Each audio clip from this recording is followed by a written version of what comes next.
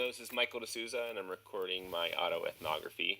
I'm going to start with my father and my son. My dad died 2 years ago, right when my son was born. My dad's name is Jose Antonio, and my son's name is Joseph Anthony. And my parents' story, my father's story, are pretty connected to who I am. My parents grew up on a small rural island in the Atlantic.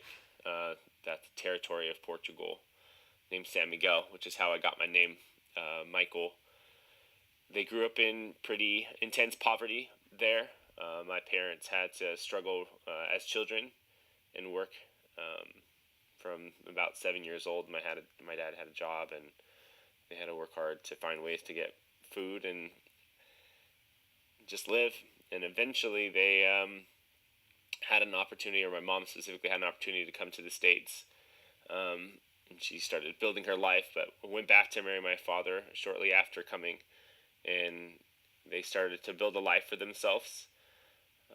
Particularly, they moved out to Livermore, where they had a chance to take over a kind of a failing business. It was a dry cleaners, and just seeing them take risks of trying to learn how to build a business. By the time I was born, the business was pretty successful, and we were pretty stable economically.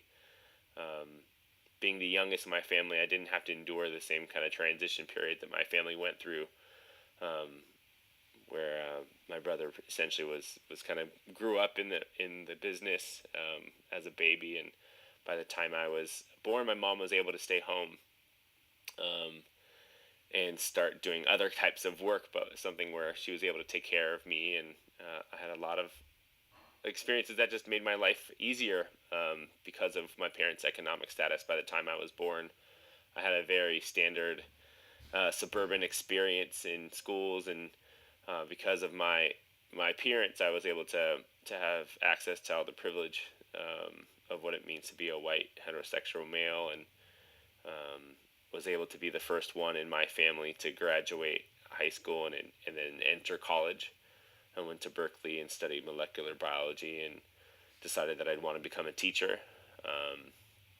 And while at Berkeley, I just was able to explore a lot of the social political issues that are going on around the world. I was able to do some deeper thinking about my own experiences as a coming from a bicultural family, and being able to transition in and out of my family's world and into the world of kind of white middle class dominant culture, and bring that perspective to my work.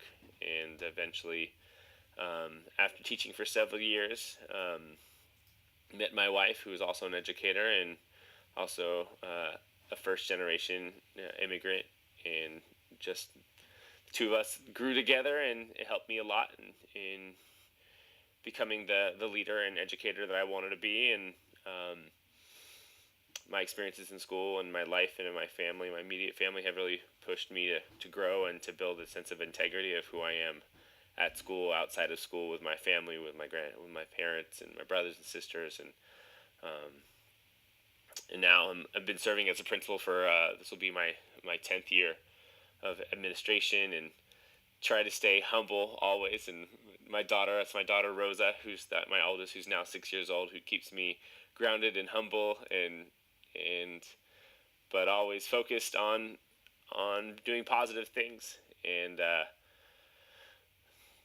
I've choose to work at schools that are pretty much focused on helping sure that students have access to college. And we talked pretty directly about the injustice that exists, and how not having a college education would further make it harder for people of first-generation immigrants and people of color to succeed, and talk pretty clearly about those outcomes with my students, and talk about it with my family. Obviously, my daughter is actually pretty interested about issues of justice and access, and so we talk about these things not just at school, but in our family. And excited to do the work I do with young people in the school I work with. We're really focused on helping students be ready for college and have a vision for themselves as community leaders. And I love my work,